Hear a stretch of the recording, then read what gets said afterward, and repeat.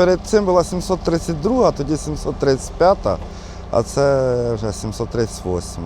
Тут і мощніший двигун, і гідравліка більш робить коректніше.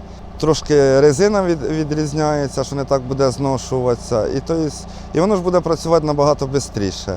Система клімат-контролю – це теж багато чого значить. То ловиш його, то стекла запотіли, то не запотіли, особливо рано. Те, що можна відцепитися, перецепитися і не виходячи із кабіни, це теж плюс для оператора. Грязюки вперед, права сторона працює, коли назад, ця сторона працює. Получається, чим вона хороша, ця резина.